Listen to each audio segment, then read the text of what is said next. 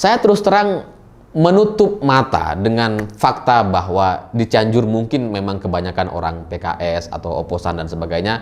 Kita tutup mata dengan itu. Gitu ya. Kita ketika terjadi bencana di sana ya kita ikut mendoakan, ikut bantu donasi, ikut kirim bantuan ke sana gitu. Kita tutup mata dengan segala perbedaan itu. Tapi ternyata orang-orang di sana nggak bisa tutup mata gitu. Yang sebenarnya membutuhkan pertolongan malah sok-sokan, malah sombong gitu.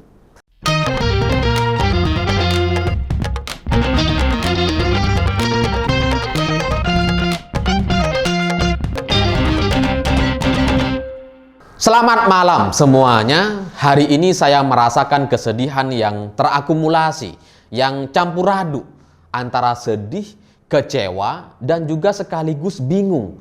Bingung kenapa hal-hal yang semacam ini itu bisa terjadi di Indonesia dan di tengah-tengah bencana. Karena ketika terjadi bencana gempa di Cianjur, yang sampai hari ini menurut laporan terbaru sudah menewaskan 310 orang dan kemudian masih ada 24 orang dinyatakan hilang dan masih dalam pencarian. Itu kan membuat kita jadi merasa sedih sekali gitu. Ini adalah duka kita bersama, duka satu Indonesia, sehingga dengan berita-berita yang semacam ini, dengan banyaknya korban meninggal dunia gitu ya.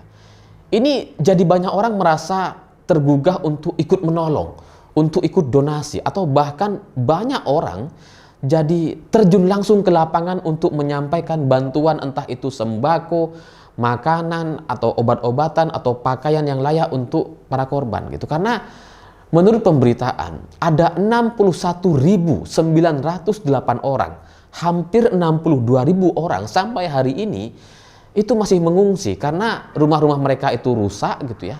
Rusak parah, ada yang sampai rata dengan tanah sehingga mereka nggak bisa kembali ke rumahnya masing-masing. Nah, warga ini hampir 62.000 orang ini gitu ya. Mereka ini butuh bantuan. Dan ini adalah sebuah cerita yang menyesakkan, menyedihkan sekali gitu. Tapi ketika ada banyak orang coba menyalurkan bantuannya, ada yang dari Polda, ada yang dari Pemprov, ada yang dari Jawa Timur, Jawa Tengah, ada Pemkot, ada kemudian relawan-relawan, yayasan gitu ya, ada perusahaan, Pertamina, Sido Muncul, Semen Indonesia gitu ya. Ada banyak sekali perusahaan ikut membantu dan menyalurkan donasi ke Cianjur gitu ya. Tapi di tengah-tengah semangat gotong royong yang luar biasa dipertahankan di Indonesia ini gitu ya, ada banyak orang tergugah untuk memberikan bantuan dan pertolongan gitu ya. Tapi di tengah-tengah situasi duka yang seperti ini, ternyata para preman itu nggak libur gitu. Karena di tengah musibah bencana yang seperti ini kan orang-orang nggak ada yang kerja gitu kan. Mereka menenangkan diri, mereka istirahat, coba menahan emosinya, coba untuk untuk menenangkan dirinya gitu ya. Ya karena dia juga nggak bisa kerja karena rumahnya hancur berantakan, mungkin juga tempat kerjanya juga rusak parah gitu. Sehingga ya banyak orang nggak kerja gitu. 61.908 orang ini kan ngungsi dan mereka nggak kerja. Tapi ternyata para preman-premannya itu nggak ikutan libur gitu, mereka masih kerja. Jadi ketika ada relawan-relawan ingin menyampaikan bantuan, ingin memberikan pertolongan dengan mereka membawa sembako dan makanan di mobilnya gitu ya, itu malah dihadang sama warga setempat, sama warga Cianjur gitu. Mereka malah minta agar logistik yang mereka bawa itu untuk diturunkan di situ gitu, karena mereka butuh katanya. Padahal lokasi untuk ke lokasi bencananya gitu ya, itu masih cukup jauh gitu. Sehingga kalau diturunkan di sana logistiknya gitu ya, jadinya bantuan itu nggak sampai ke ujungnya gitu, nggak sampai ke warga terdampak dan di tempat pengungsian gitu. Dan aksi-aksi yang seperti ini, premanisme seperti ini gitu ya, ini mungkin mereka tujuannya bukan untuk minta barang-barangnya gitu. Ya kalau barangnya seperti sembako misalkan, mungkin tujuannya untuk apa itu ya? Ya untuk perampokan aja gitu, premanisme. Karena ketika dikasih duit gitu ya, 100.000 gitu. Akhirnya relawan itu dibiarkan untuk jalan gitu. Ini kan aneh gitu. Ini relawan, orang-orang yang coba memberikan bantuan, coba menyalurkan bantuan sembako gitu ya. Ini kan mereka datang dengan niat untuk menolong gitu. Kenapa malah dikarcis gitu? Malah dimintai uang gitu. Dan anehnya lagi ada banyak orang yang berkomentar dan mengatakan itu biasa. Di Cianjur, di Bogor itu biasa. Ya itu biasa mungkin kalau di tengah situasi normal gitu ya, yang nggak dalam bencana gitu. Tapi itu pun meskipun biasa, itu nggak bisa dibolehkan, itu salah gitu. Itu perilaku yang salah. Sekalipun dalam situasi normal, apalagi ini di tengah situasi duka, bencana, gempa. Lah kok masih dikarcisin gitu? Sampai 100.000 itu kan, ya pemalakan, itu premanisme gitu. Ini yang membuat saya ngerasa kayak kecewa gitu. Kenapa preman tuh nggak ikutan istirahat dulu gitu? Mereka kan habis kena bencana gitu, habis kena gempa, istirahat dulu lah. Ngapain kalian kerja sekarang? Nanti kalau sudah normal kalian kerja tuh. Kerja yang bener, jangan jadi preman gitu ya. Ya karena kasihan aja gitu. Dan gara-gara video ini ya, karena relawan itu juga akhirnya posting di sosmed dan kemudian viral di mana-mana gitu ya. Itu membuat banyak orang jadi kayak ngerasa ketakutan habis ini gitu. Takut dipalak, takut nyampe ke sana itu malah dirampok gitu. Karena dicegat di tengah jalan. Ya meskipun pada akhirnya kita berterima kasih kepada kepolisian yang sudah mengamankan orang-orang atau oknum-oknum orang yang ada di Cianjur ini, sehingga ya harapannya ke depan ini tidak terjadi lagi. Tapi dari cerita ini itu kan mengecewakan sekali gitu. Mereka itu sudah terkena gempa, terkena musibah, bencana gitu. Lah kok preman tuh masih jadi preman? Kenapa nggak tobat gitu? Udah kena musibah kok masih jadi preman? Atau minimal ya istirahat dulu lah, sehari, 2 hari, seminggu, 2 bulan. Kan bisa gitu. Kenapa malah ini kayak memanfaatkan momentum gitu? Ketika di tengah-tengah banyak orang ingin membawa bantuan sembako, malah dijadikan kesempatan untuk preman, untuk malak gitu. Aneh gitu. Mengecewakan sekali. Dan yang membuat saya bingung gitu ya. Saya sempat diam. Ini kan kejadian 2 hari yang lalu sebenarnya gitu. Saya nggak bikin konten soal ini. Dan saya pikir ya udahlah biarin, semoga nanti orang-orang yang datang untuk memberikan bantuan tetap datang gitu ya dengan segala perjuangan mereka. Dan saya yakin mereka sudah terbiasa dengan medan-medan seperti itu gitu ya. Tapi ketika hari ini saya juga jadi lihat video baru gitu ya, bahwa ada orang-orang gitu ya yang mencopot tulisan gereja di tenda-tenda gereja gitu ya, yang ingin memberikan bantuan, yang mereka mendirikan tenda atau posko untuk menyalurkan bantuan gitu ya. Itu nama gerejanya itu dicopot semua tuh. Ada 2-3 tenda lah dicopotin sama orang-orang ini.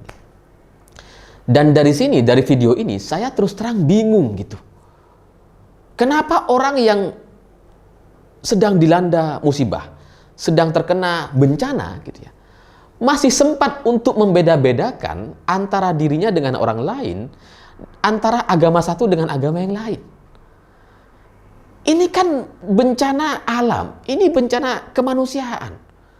Kita itu sebagai sesama manusia, mestinya di tengah-tengah bencana seperti ini gitu ya, orang-orang di sana itu menyadari dan meyakini bahwa ternyata dirinya itu adalah orang-orang yang lemah, manusia-manusia lemah yang masih butuh pertolongan orang lain dari sesama manusia yang lain. Terlepas dari suku manapun, dari agama manapun, terserah gitu. Yang penting sesama manusia gitu. Mestinya kan di tengah bencana yang seperti ini itu dapat menyadarkan mereka bahwa mereka itu butuh pertolongan, bantuan, gotong royong dari semua kelompok.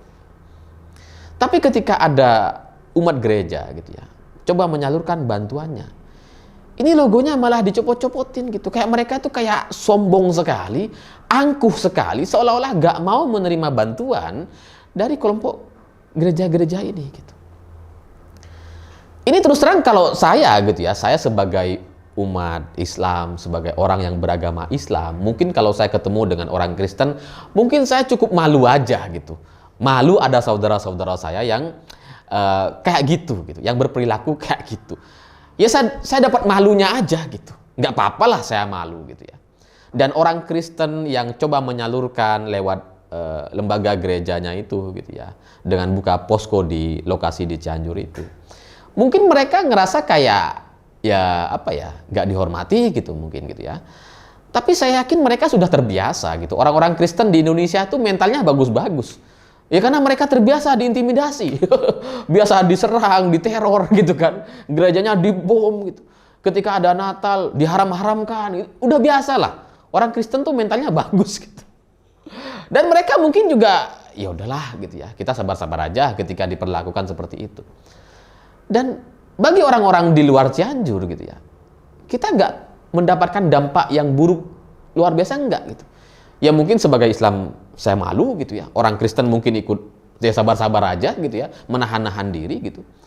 Tapi yang mengerikan, yang menakutkan sebenarnya warga Cianjur sendiri gitu. Karena ketika mereka diberikan bencana, ujian, musibah, ini kan mestinya membuat mereka menyadari, merenungkan gitu bahwa alam ini, dunia ini itu begitu beragamnya. Bencana ada di mana-mana dan yang coba memberikan bantuan itu dari berbagai pihak gitu. Nggak cuma orang-orang di Cianjur, nggak cuma orang-orang di Jawa Barat. Mestinya mereka mulai menyadari itu gitu. Bahkan ketika ada orang Kristen atau dari umat agama lain coba memberikan bantuannya kepada mereka, mestinya itu menyadarkan bahwa kemanusiaan itu di atas segala-galanya, di atas agama gitu. Ya karena ini sesama manusia kita bantu gitu kan. Mestinya itu bisa menyadarkan mereka di tengah ujian bencana yang seperti ini, bisa menyadarkan mereka bahwa segala perbedaan yang kita punya hari ini itu sebenarnya nggak ada gitu. Ketika saudara kita terkena bencana, kita ikut bantu, kita ikut nolong gitu. Tapi ketika ini diberikan ujian atau musibah kepada warga Cianjur, ternyata ada beberapa oknum yang nggak menyadari itu. Saya terus terang menutup mata dengan fakta bahwa di Cianjur mungkin memang kebanyakan orang PKS atau oposan dan sebagainya. Kita tutup mata dengan itu. Gitu ya. Kita ketika terjadi bencana di sana ya kita ikut mendoakan, ikut bantu donasi, ikut kirim bantuan ke sana gitu. Kita tutup mata dengan segala perbedaan itu. Tapi ternyata orang-orang di sana nggak bisa tutup mata gitu. Yang sebenarnya membutuhkan pertolongan malah sok-sokan, malah sombong gitu. Ini kan menakutkan sekali gitu. Terus terang saya ngeri gitu. Karena ketika orang diberikan ujian, dia harus lulus dari ujian itu. Karena kalau dia nggak lulus, yang namanya ujian, kalau nggak lulus, kan diuji lagi gitu. Kan ngeri sebenarnya ketika kalian diberikan bencana, gempa seperti ini, diberikan ujian, terus kalian ada sebagian orang, oknum gitu ya, nggak lulus dengan ujian ini. Malah sok-sokan, sombong, angkuh, luar biasa. Kan ngeri gitu. Ngeri. Ya, kalau orang di luar Cianjur ya cuma bisa istighfar mungkin gitu ya. Cuma bisa sedih, ikut sedih dan ikut bingung. Tapi yang warga di Cianjur kan kasihan gitu. Rumah sudah rusak seperti itu. Mereka sudah nggak bisa bekerja. Kehidupan jadi nggak bisa normal seperti itu. Tapi kesombongan dan keangkuhan mereka ternyata masih sama gitu. Jadi dari kejadian ini saya terus terang bingung gitu dengan orang-orang yang seperti ini. Karena ya apa bedanya sih ketika ada tenda-tenda didirikan seperti itu, ya apa bedanya gitu.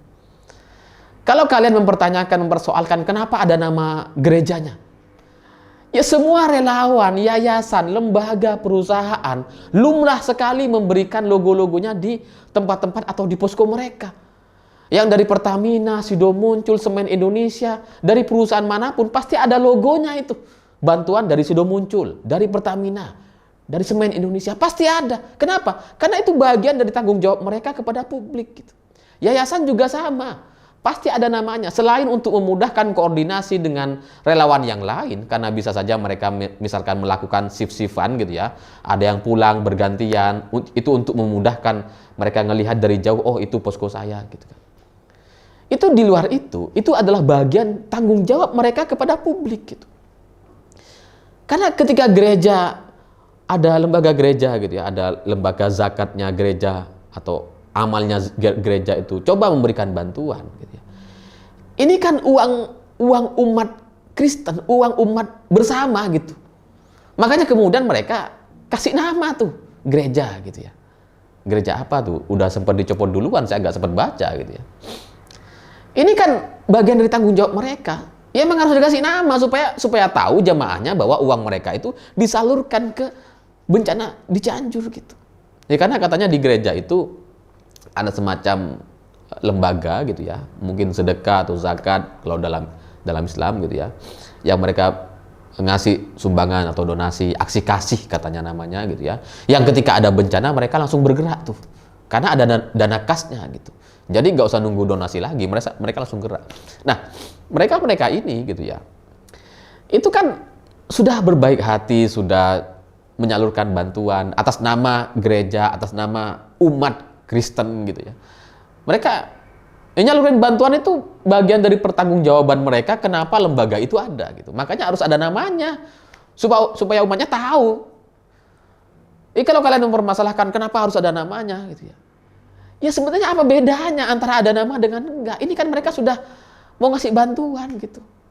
Apa karena di tendanya ada nama gerejanya terus kemudian barang-barang di dalamnya semuanya jadi haram gitu? Kan enggak gitu.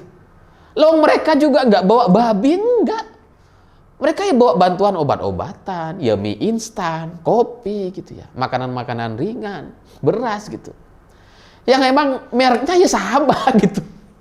Mau di bawah gereja, di bawah musola, di bawah partai politik, yang namanya mie instan, ya mie instan. Nggak ada bedanya gitu. Harganya sama, rasanya sama. Nggak beda misalkan karena ini di bawah tenda gereja, terus kemudian mie instannya tuh rasa babi tuh. Nggak mungkin. Nggak mungkin gitu. Pabriknya sama gitu. Jadi ya sedih, ya kecewa, ya bingung gitu kenapa ada masyarakat kita yang kayak gini gitu cara pikirnya gitu. Ya karena barang-barang yang disalurkan dari lembaga gereja atau dari umat yang lain, dari Buddha, Hindu dan yang lain-lain gitu ya.